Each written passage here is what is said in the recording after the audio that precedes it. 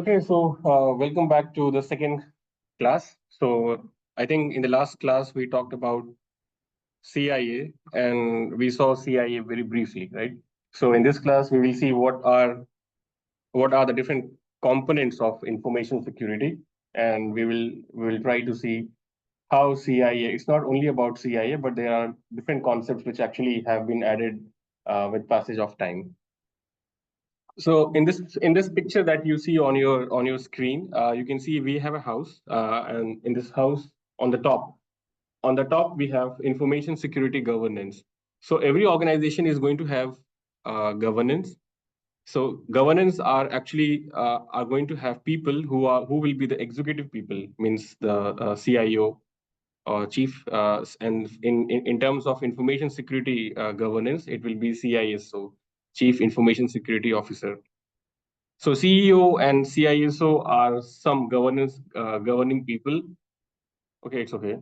So yeah, so they are the main people who are going to sit on the top and who are going to make sure that the business. So there are two people. So one will be CEO and one will be CISO, right?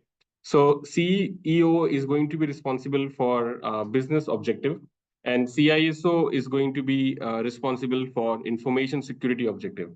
But the ultimate goal of both governance, or means this executive people, is to make sure the business can run properly.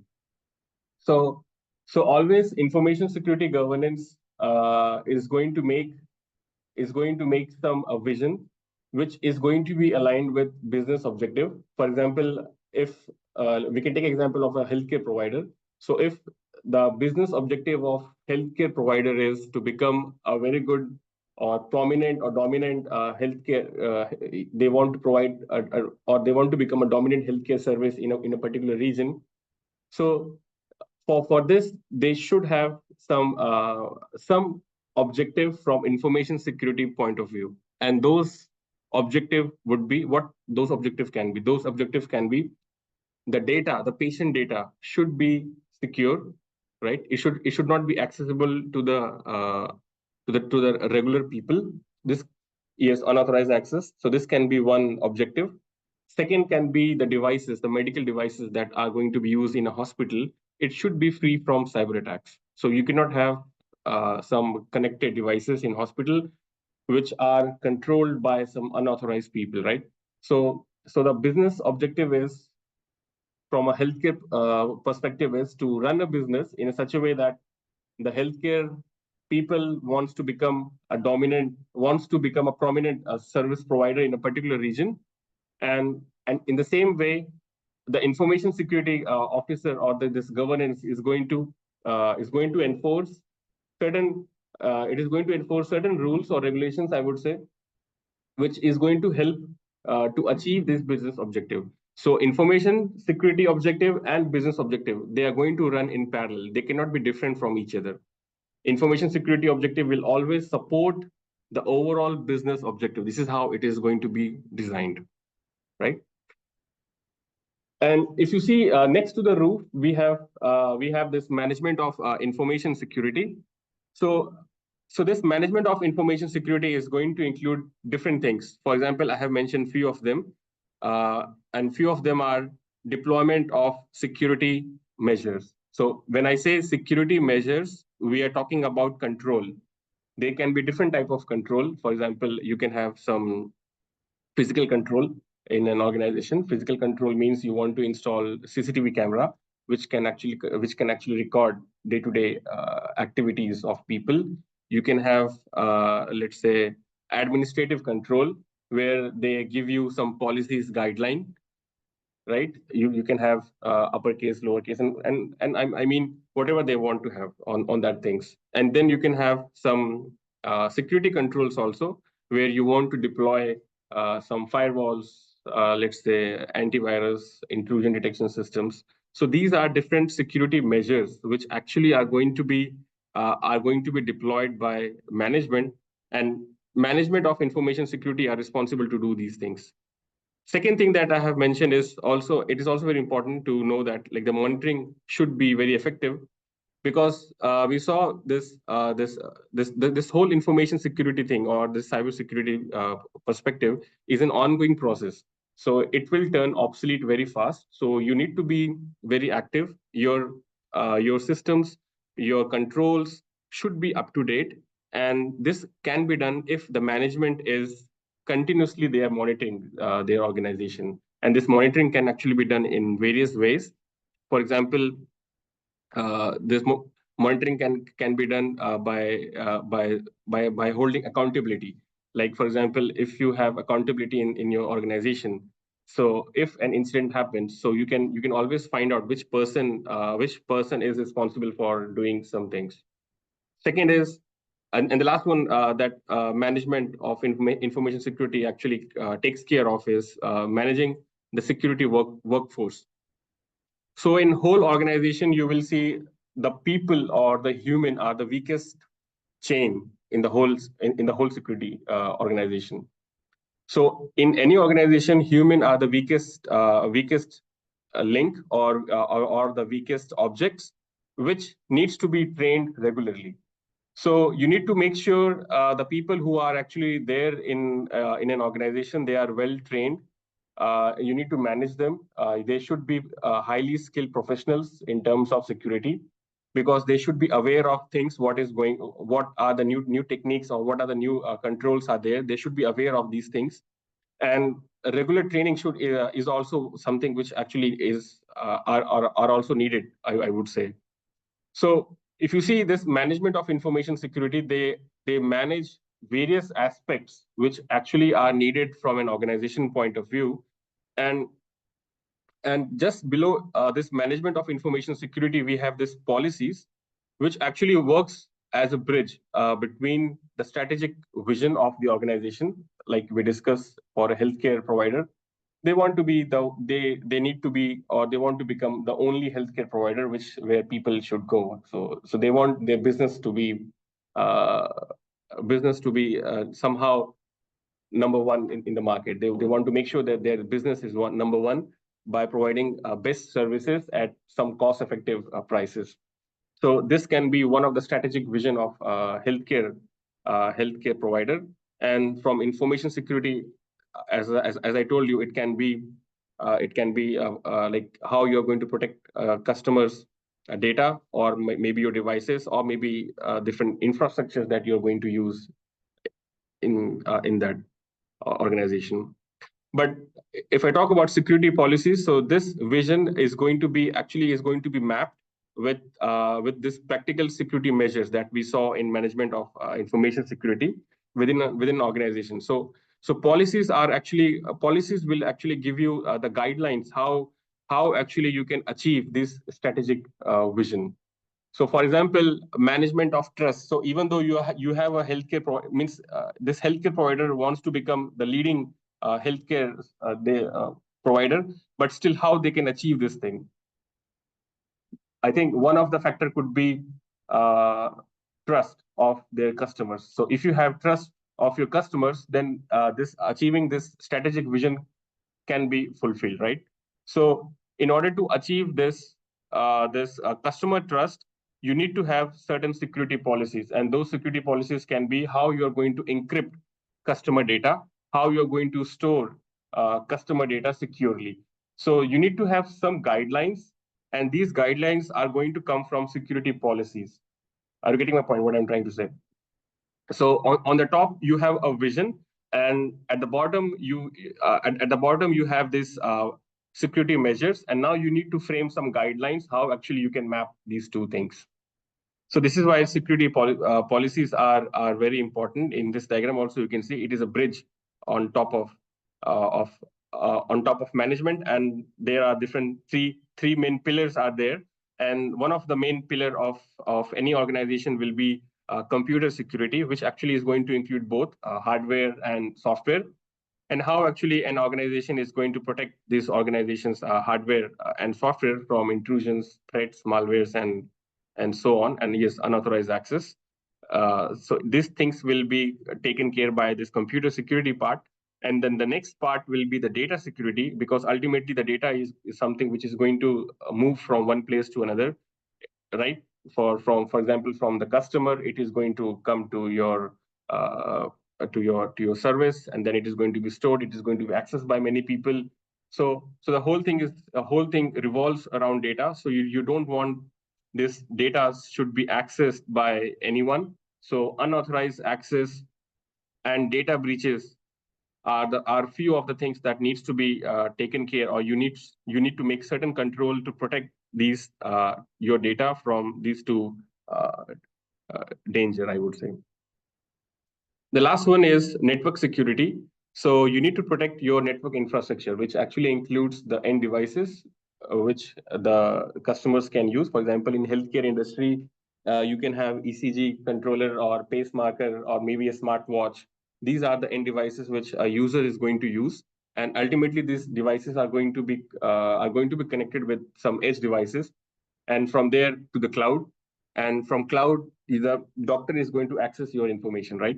So you want to make sure the whole network from where the data is passing from the user to the cloud or maybe to the different stakeholders, it should be protected within the organization. So only legal people should have the access about the network security. So if you see this whole component, it's not and yes, of course, at the bottom we have this confidentiality, integrity, and availability. So all these things that we have discussed should have these three factors, which we will see in more detail in upcoming slides.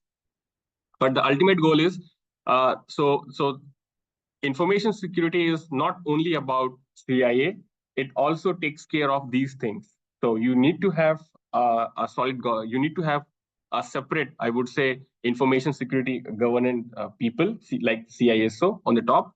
Then you need to have certain management who actually are going to map this governance with uh, uh, means they are going to make sure that everything is up and running in an organization, and this policy is something which is going to ensure that everything is working. And why we are doing this? We are doing these things to achieve security of these three different aspects.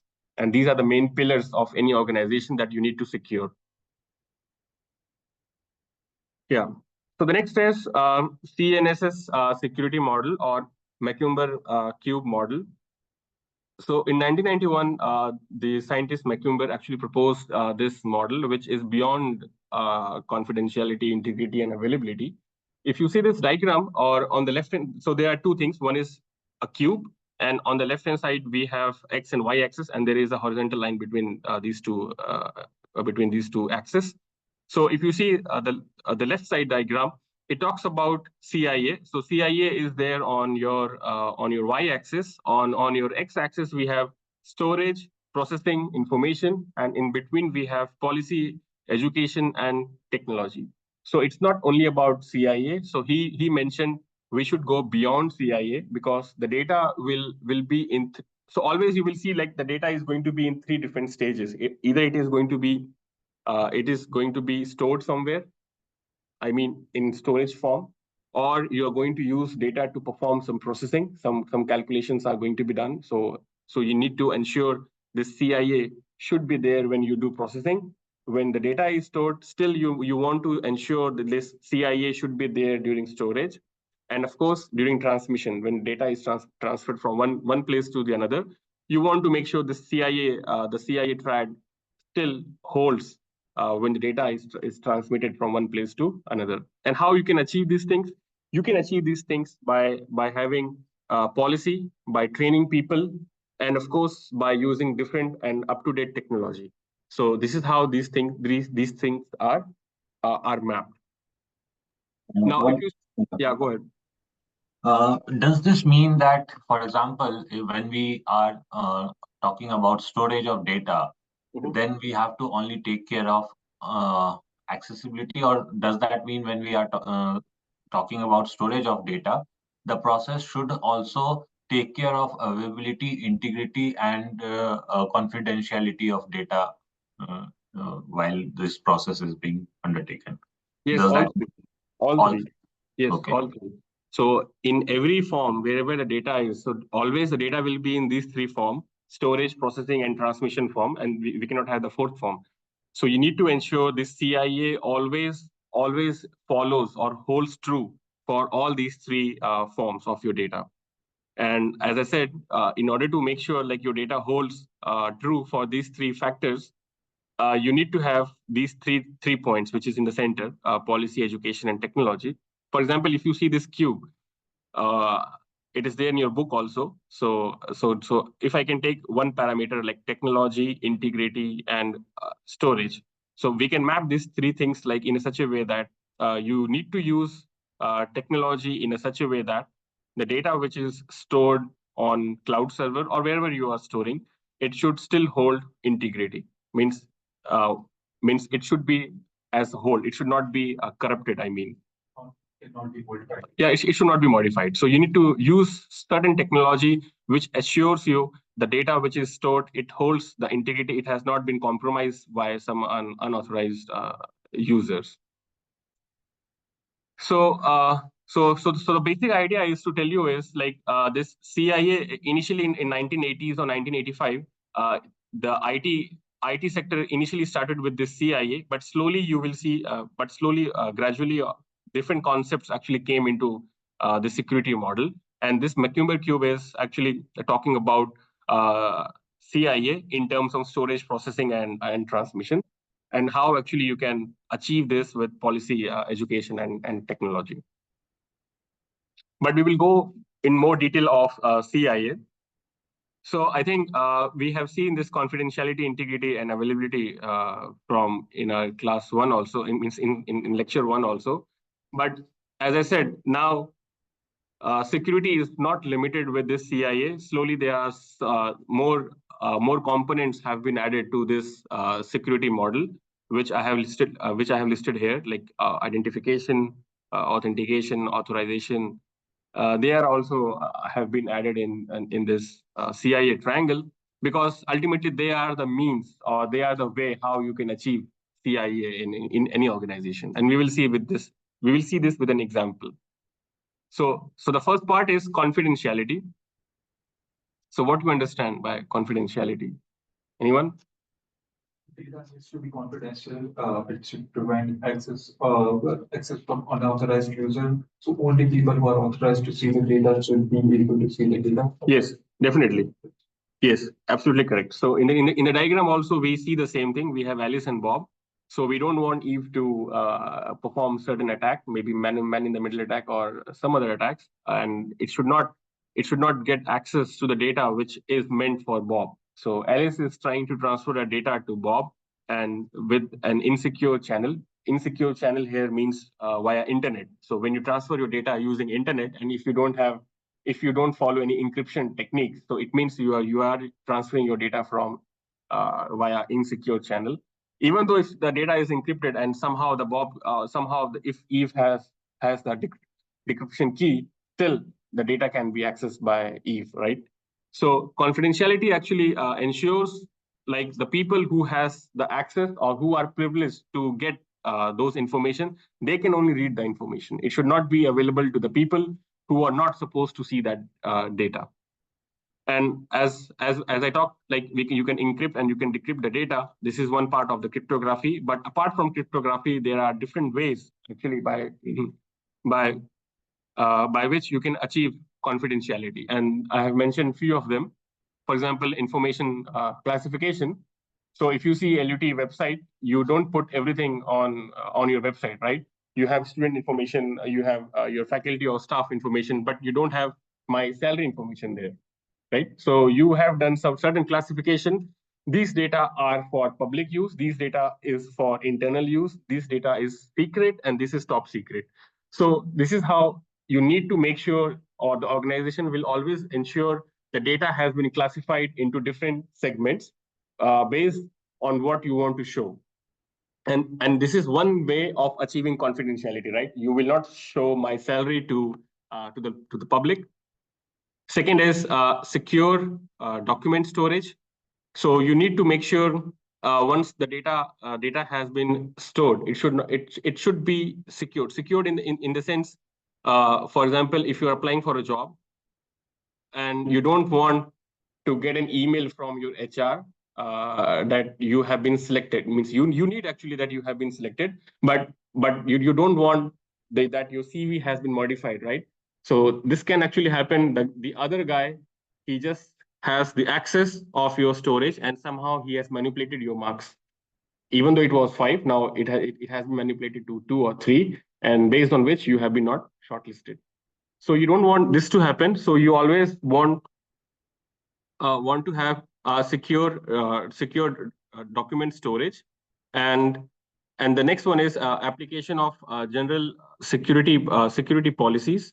So general security policies are actually will include different means. For example, how actually once you have logged in, let's say once you have logged in, so who can access what kind of data, right? So even though if I can access Moodle or Sisu, I can access a certain part, you can access a certain part, and LUT Opinto can access, I think they are the admin, so they can access more compared to us, right? So there will be some security policies of accessing the data, which actually is one of the general security policies that I just told you. And the last one is education of information custodians and end users. So it means the training and the other parts which it will include. So these are the some ways by which you can achieve confidentiality, and you can also read more about this in your in your books. The second is of CIA is integrity. So you can see in this diagram what actually integrity means. So integrity basically means the data should remain as a whole. It should not be altered. It should not be corrupted by someone, right? So if you see in this diagram what is happening. So let's say A wants to send some instructions to B, some digital instruction, so that they can transfer, so that B can transfer $100 to D, let's say. So the instruction is for B to transfer $100 to D, and the blue line that you see was the actual path through which the data should have passed. But now there is Eve C, which actually has bypassed this communication, and he can access this information. And what he has done, he has changed this message, and he has asked B to transfer $1,000 to himself, to C. So so A was trying to give an instruction to B to transfer money to D, but now the money is being transferred to C itself, the $1,000. And now what you will see, A also don't know that money has been sent to D or not, and B also don't know whether the money was supposed to be sent to D. So they both don't know what thing has been gone, but the money is with C. So you don't want, so you don't want the data should be corrupted. It should remain as a whole during compilation, during storage, as well as during transmission. So this is something that you need to make sure. So tampering should not be done. The next one is availability. So availability has a cost. So for example, you will see the people or the big organization, they don't store their information in one data center. They always replicate their storage to different data centers. And the more replication you will do, or the more cost you have to invest. So one data center can cost you a huge money. And let's say if you are running a very big organization and you need multiple data centers, so storing and replicating those things will cost you a lot of money. But this is how availability is going to be achieved. But availability means the people or the legal users should always be able to access their information. Means the information which is intended for legal people, they should be able to access those information, right? And replication is one of the means by which you can ensure there is availability, even though there has been some incident or cyber attacks in your organization, right? So one data center is gone, just activate the second one. But the cost, as I said, it will have certain costs. So availability does not imply that information is accessible to any user. As I said, it means it can only be accessed when needed by only authorized users. Yeah, so we saw CIA, but as I said, CIA has been so there are different means actually which helps how you can achieve CIA, and these are the four means. If you see in the diagram, the first one is identification, second is authentication, and the third one is authorization, and finally accounting or means accountability, right? So these four means are going to help you in order to achieve confidentiality, integrity, and availability, right? So the first part is identification. So identification, if you see in the diagram I have mentioned, it actually means uh, it actually wants to know whether what do you claim to be. So this is the question that we are trying to ask here. So you may say like you are the course teacher, but how you can say that you are the course teacher? Maybe for this you need a username that I have. My name will not work, or maybe my email ID you need. So this username can be your email ID, or it can be some name, whatever it is. Means there should be some identification by which the system can recognize you, right? So by this you can claim or you can say, okay, so this is what I am. But how the system is going to verify that you are the right person? So it is going to authenticate your claim. So now you are saying you are the course teacher, but the authentication is going to be done by the by the system, and it is going to be done by matching, let's say, by matching your password with the database. Once you enter your password, it is going to be matched by the database, or two-factor authentication. And there are different ways which actually can be used by sending some OTP on your smartphone and many other things. So the ultimate thing is you want to authenticate that guy who actually was claiming to be the course teacher, and you have done this by matching his password and the user ID. So now the system knows, okay, so this is the right person who actually was claiming to be. It has been verified, right? So once you have done this verification or this authentication is being done, the matching thing is being done. Now you are going to be allowed to do certain things. So this is called authorization. So now you are asked to be in the system, but still you are in the system, but you cannot access everything, right? There will be you need to have certain limits, which actually is going to tell you, okay, so you can only access this part, and this part is not for you. For example, teacher, student, and the admin. These all three people are going to have different roles. So you have designed different roles for these people, and authorization takes care of this.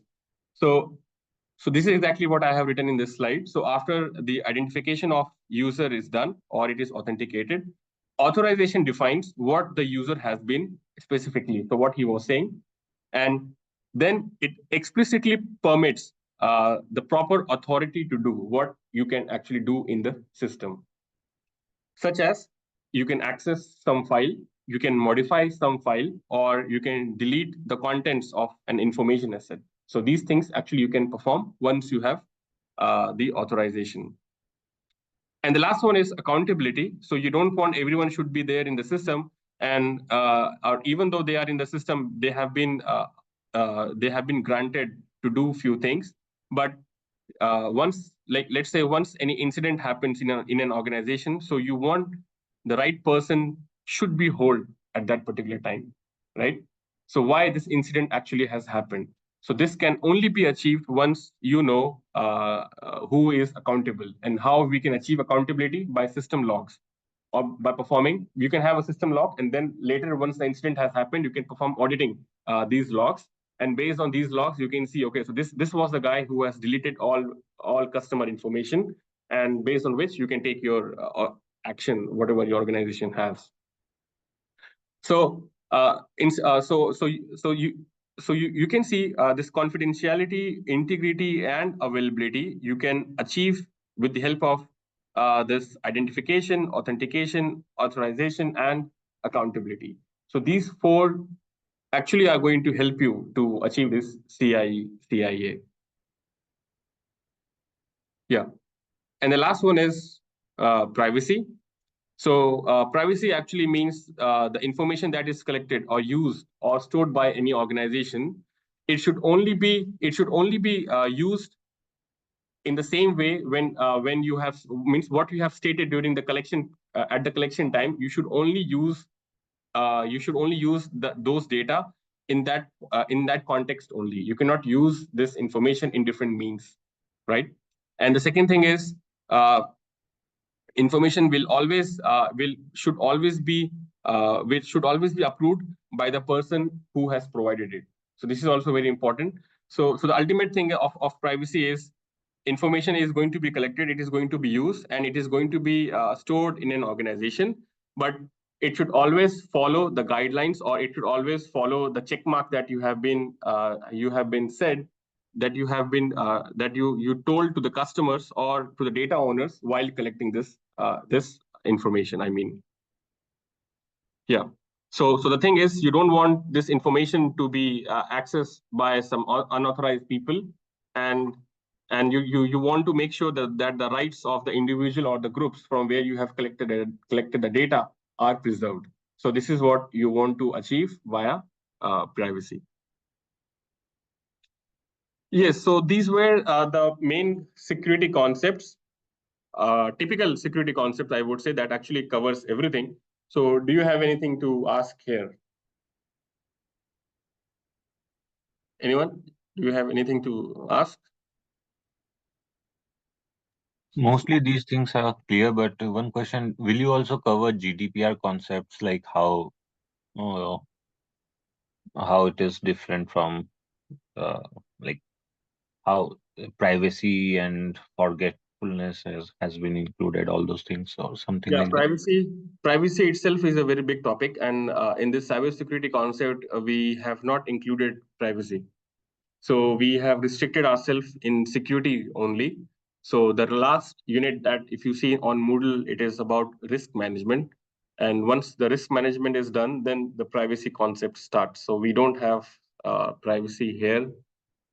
At least this time we don't have. Maybe, but in your book that we are referring, principles of information security, you have the privacy concept. So you can take these things from there, but not in this course. Yeah.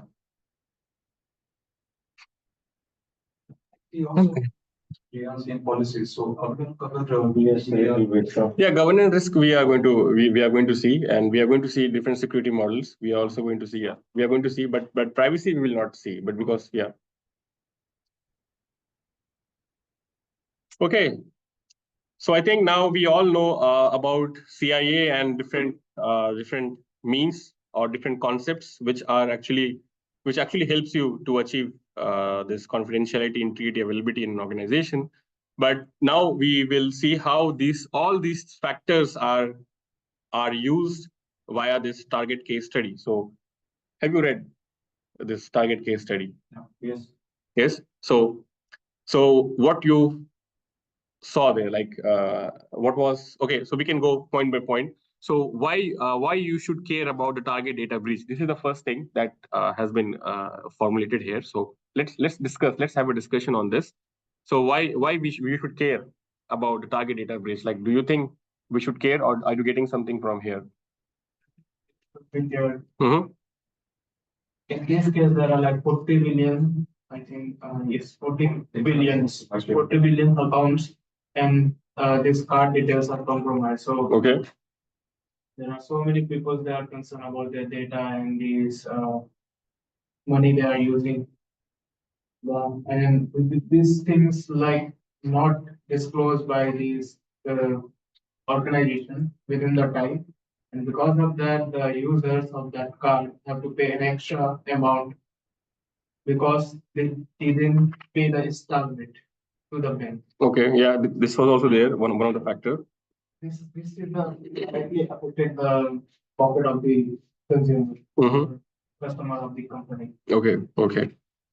So the first thing is the target. So target is is a very general or a big merchandise retailer, something similar to Walmart, and which actually was running 50 in 50 US states. It was there, and 75% of US population actually were living 10 miles of this target store. So you can see how much it was being used by the people of United States, and it has a revenue of 109.1 billion in 2022, right? So this target data breach actually happened just before this Thanksgiving in 2013, where you might have read in this article that I shared in from this Harvard Business School, like they installed this RAM scrapping malware on POS, point of sale, different point of sale payment systems within the target stores, right? So this malware was designed to steal information on every card which was used on this POS at the companies in almost around 2,000 US stores. And also, if you see, Target was prepared for this attack. So 6 months earlier, so they started installing 1.6 million malware detection tool just to inform them before, like if there is a data breach, they can be informed earlier. So they actually have installed, they have invested a huge money on malware detection tool, but still stating like this thing in their response after that. Yes. So you can see, so the target was actually was prepared also for the hack. So they actually have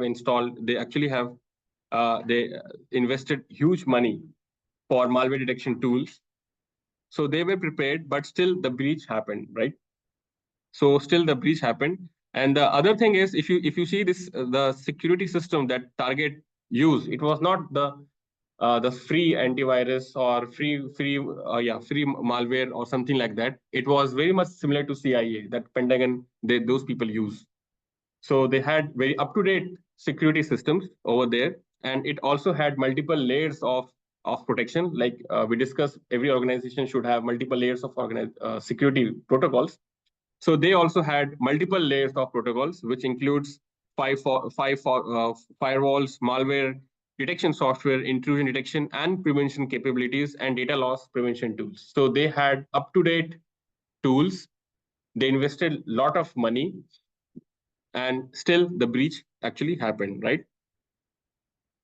And you can also see Target also performed certain internal and external validation and benchmarking assessment. They had this PS, if I remember, for credit card. Yes, PCIDS, right? Yes, so they have taken this assessment thing. This validation was performed because any organization that actually access the user card, they needs to be validated, or they needs to be certified by these organizations. So they had these things, which is actually a credit card in a data security standard in credit card industry, I mean. So they had used those certification also. They had top tools, services, everything they had, uh, means in 2013, I mean.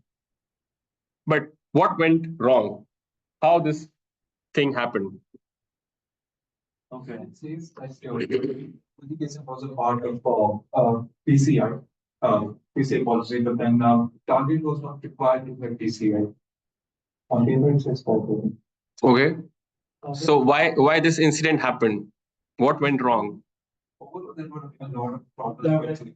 First thing, when I reading this case study, then I found that first thing is that when listing that targets vendor are like publicly listed on the internet. Yeah. Mm. So when we started this talk, I think we talked about CIA, right? So I told you in confidentiality, you don't put everything on your website. So Target's information was there publicly available. They have also the information was such, like they also mentioned who were the vendors involved in their organization. They could have stopped, means they could have restricted these information from public from public. I mean from making them accessible to public or normal users. So the hackers, they were able to know who were the people involved or who were the stakeholders in Target. So they were able to understand different stakeholders in Target because of their information that they have made on public websites. So this was one thing, yeah. Second thing, they perform social engineering. Yeah, social engineering, definitely they perform social engineering. Vendor, phishing him. Yes, so Yes, so there was a vendor called Fazio Mechanical Services, who were the contractor and who were responsible to run this climate systems. They have mentioned about this thing also here. Yeah, Fazio, and they were responsible for external heating and ventilation process. yes, external heating and ventilation process. So they were responsible for this. And the hackers somehow they perform the social engineering where they send them some phishing emails, and they were able to get the user ID and password of Fazio Mechanical Services, and they also didn't had two process of authentication mechanism. So it was just ID and password, right? They were using antivirus, that malware or something. Yes, yes. So even though Target had a very good CIA, means Pentagon one, I mean, security software, but Fazio was using an open source free malware tool. So this was also one of the loopholes. So it was not able to stop those phishing emails, and somehow the hackers were able to steal all information from Fazio, and they were able to log in. Yes, so they were able to log in into Fazio systems, and they were able to access all information. What else? So here the lackings of this target is they don't have the proper policy that the vendor, who is vendor, if any vendor can integrate with their system or something, then there should be some policy that your system should be this or that some criteria should be there. But there is no criteria. That's why they don't proper monitoring the vendors things or Yes, yes, this is one thing. And also, if you see, they didn't had proper network segmentation.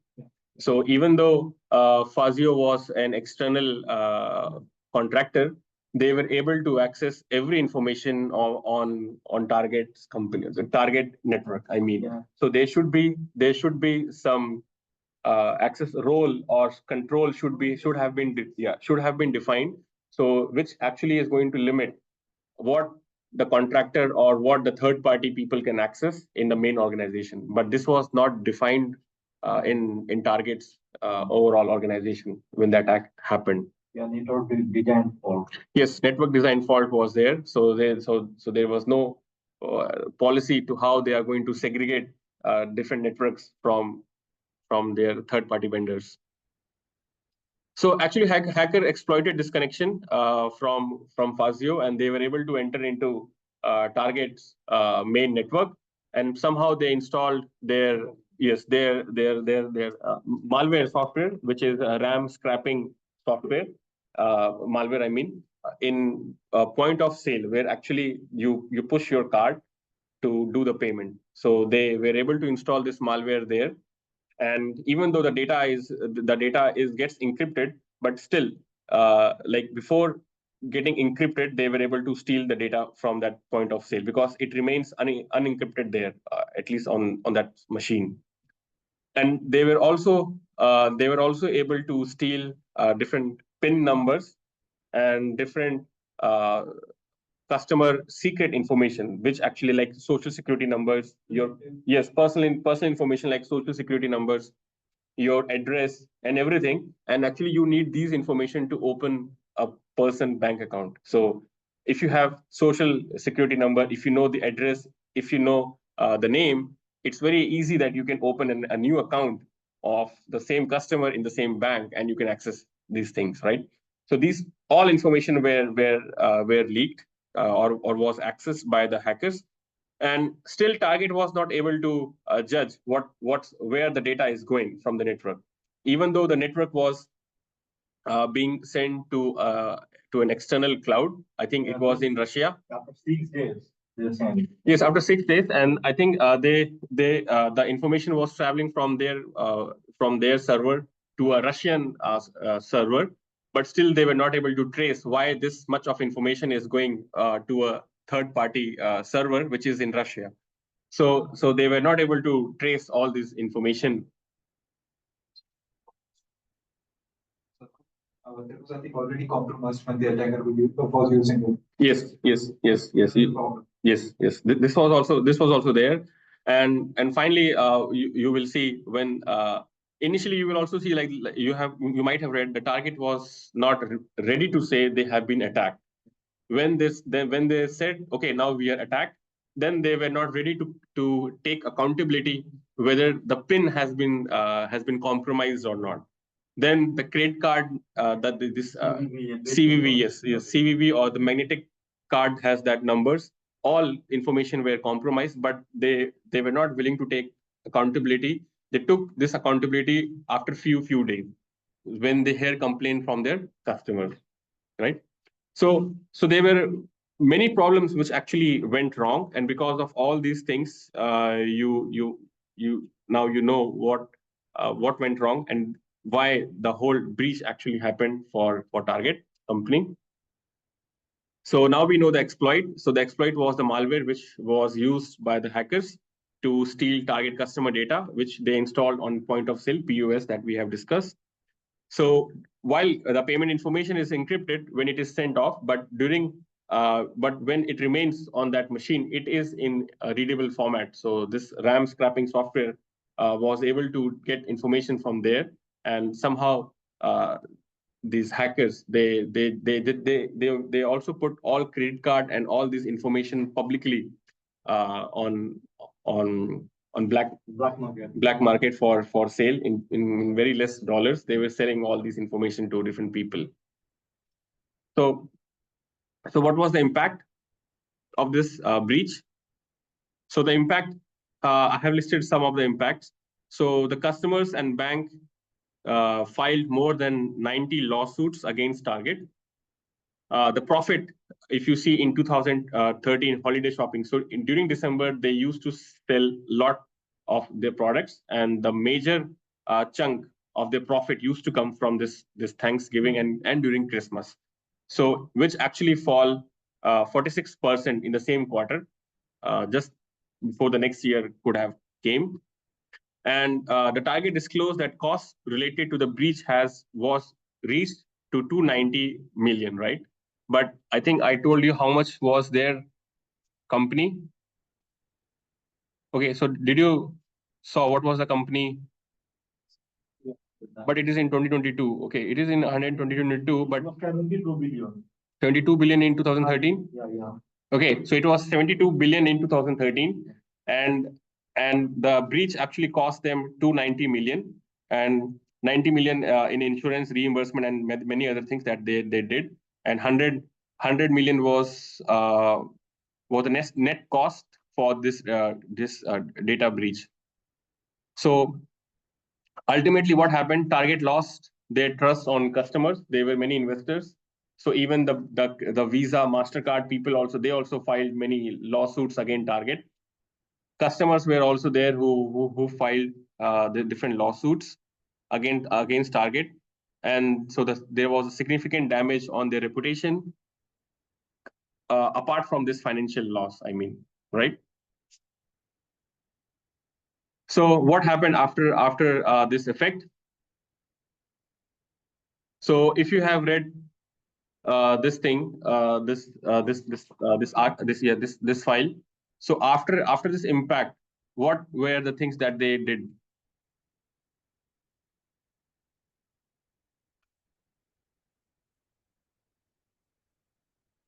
Or the general idea, I mean.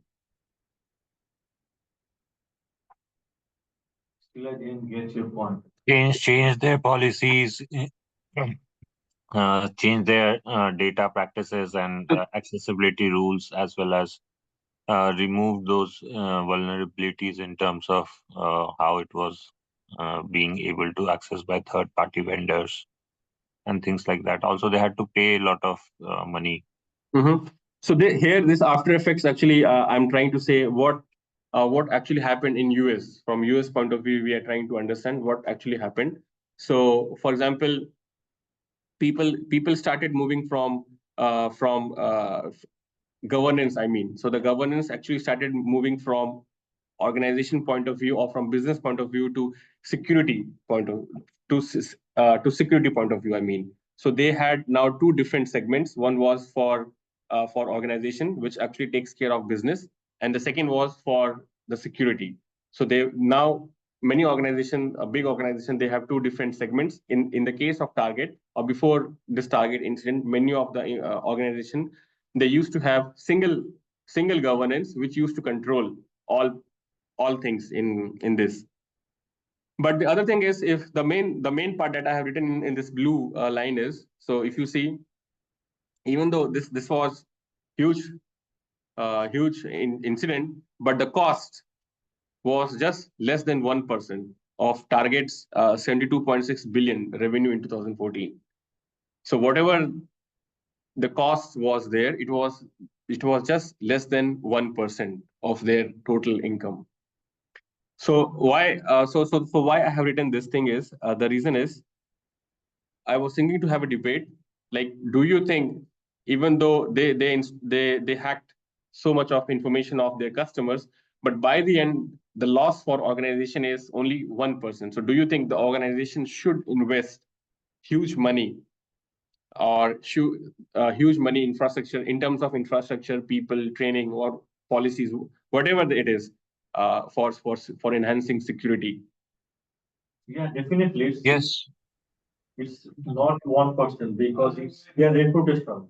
So if it continues, then they will be bankrupt or something. So they should be aware of all the things. Which provide more secure rate. Okay, so So also it's like it was 1% at that point of time when their maybe total revenue was also uh, like volume was less, and people using credit cards and things like that were still probably less. So the effect of this data could be minimized probably. But in today's world, there are more chances of this kind of data. If breach happens, then the chances of economic impact is even larger, because the people who can exploit these data have also increased, because now the internet penetration and people in different geographies. Now there are also mechanism to sell illicit data obtained from illicit means to third party in dark web, and then they use it for some other kind of means. So the potential in this case, the target organization may have been very lucky to only manage to restrict their losses to 1% of their revenue, but or profit, but the potential is far more worse. yes, so there will be other kind of a loss, which is tangible and intangible, which I have written here. So the point two and point three that you see. So the tangible are these loss, the financial loss, I mean. So the financial loss are the tangible loss which Target had because of this data breach, and the intangible loss is the, like, the reputation that you mentioned. Yes, the reputation, the trust of customers, the trust of investors, and many stakeholders that actually were involved in the Target, right? And also they mentioned about their share market price. Yes, it also went down. Yeah. Getting again the It's also reputation and the financial loss. Yeah, so it depends on how often does this happen. So if the same thing happens and every single time it does less than 1% damage, but still people will lose trust other in people, some customers or investors. Okay, so we have discussed, I think, most of the things, but still, what are let's have this discussion in some concrete points. What do you think are the technological vulnerabilities that actually led to this breach? Vulnerability from both Pasio's side and from Target side. So if we talk about Pasio, then first was using an antivirus service that was not supposed to be used for the browser. It failed to detect the malware. Then the credentials that Pasio used for Target. So Target probably could have had a better authentication method or multiple authentication method than just entering the password, which led him to get inside the target network. Yeah, yeah. So this target network could have been more segmented. So there could have been more different networks, or at least some sort of access control or for path to not access any other services of target. Then I think the security team of Target also tried to alert the US team that there is a malware detected, but the US team was not responding well to that. And they also mentioned that the system that we were using, the antivirus system, it had a function that if used properly, then it could have deleted the malware as soon as it entered the system. But for some reason, it was turned off, and then there was no explanation given that. Yes, it was not for some reasons. For example, there is always a cost. So whenever you design a firewall or whenever you design an intrusion detection system, there will be false alarm. So during this Thanksgiving time, when the people come and they start purchasing things, so you don't want your system on that spot. It should not give you alarm right away, right? Because you need to do billing, you need to take the customer information, and you need to process their things. So in order to do the billing fast and to sell things fast, what they did, they just turned off this firewall. Yes, and because of this, they were not there because they were also getting some false alarm. So because of this, the software was this RAM scrapping software was they were able to install in their systems. But how about managerial vulnerabilities? What do you think? So we have discussed technological, I think, but how about managerial thing? This is also a very important thing. So what do you think? Yes. Target should have registered like proper details how the vendor should be like managed and the material part. Yeah, let's go one by one. Yeah. First, whatever technologies vendor has, they should have registered like okay, we have this and this. So is it accessible or not? Yes.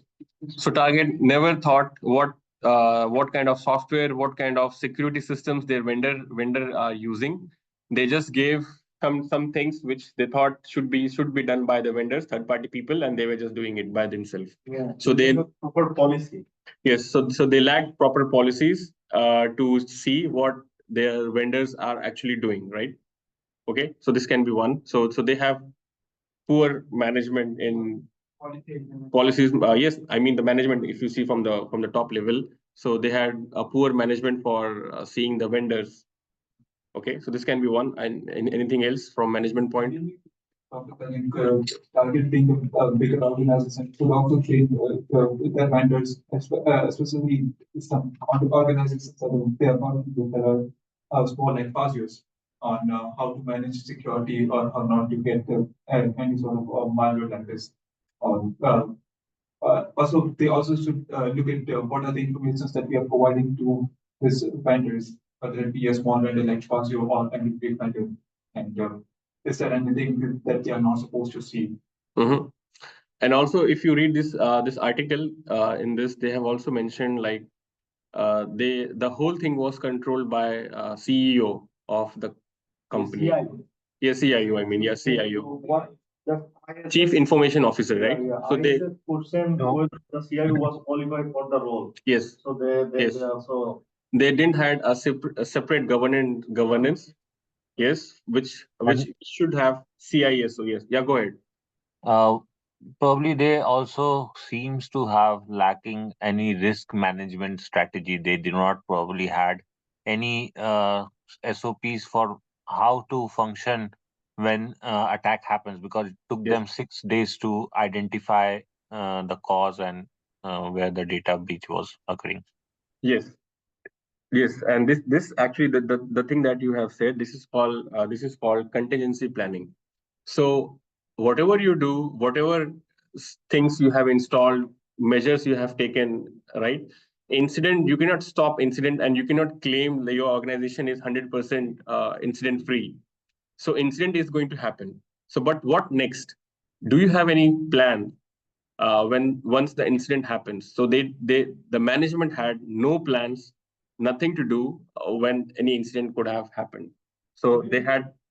Maybe they are just ignoring to get this Thanksgiving sales. Yes, definitely. So from any organization point of view, that the main focus or the main business objective is to get more revenue, right? To generate more revenue. How they have like this thing, but this cyber attack, only 1% lost. Yes, this is also right. So even though the attack happened, everything was going so messed up, still they were selling products. So the people were asked to purchase products and things. So they never closed their shops. Still selling was happening. So everything was compromised. Everything was there on dark web. Means credit card information, security, social security numbers. Still, they were selling things. So they didn't had any contingency planning. So contingency planning means once the incident has happened, how you're going to shift your business from one point to another, so that the business process can continue. So you need to identify what business actually is very important for an organization, based on which you will shift certain part of your business to other maybe you need to change the location or whatever you want. So there should be some planning needs to be done once the incident actually happens. And we will read this contingency planning in our upcoming chapters. So that is also there. Like even this Baltimore. Mm-hmm. And their cash system is not working. So they are sorry, this card system is not working. Mm. So they are like using that time cash money. Mm. Indian alternative. This is the planning they have. Yeah. And that time we didn't realize that it's happened all over the Finland, these cash machines. Okay. This could be a data breach or some technical fault. Yeah. It automatically stopped. Yeah. So this also should be there that if the system that there are some kind of attack or intrusion, then it automatically stop working or may alert. Yeah, there is also one problem. Like whenever these kind of incident happens, migrate to new system when attack happens. Yeah, migrate to new systems. And this is true. So these things all should be there in contingency planning. But I was trying to say accountability. So whenever any incident happens, every organization, they try to escape. They don't want to reveal they are in attack or a data breach has happened in their organization. They will never say. So for example, right now, if there is a data breach in LUT or in any other organization, they will never say this data breach has happened today itself. So no organization will tell you if they are directly involved with some revenue. So if there is a revenue is attached with the organization, accountability will be less. So the management, I think from management point of view, these things were there, or we have left some other points. The first told after that bloggers post or something. The first mentioned that we are in attack. Oh yes. On the blogger post, they on the blog post they mentioned we are in attack. Still, they didn't came and they announced publicly like a data breach has happened on target. So they mentioned this. It's because of Thanksgiving. Yes. So they don't want to.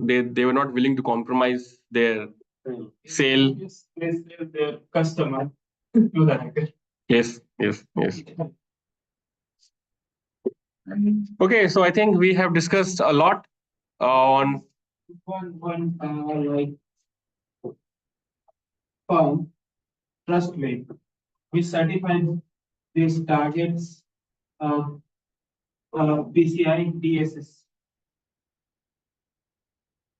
Ready one? So in page number 7, second paragraph, they are saying like, however, some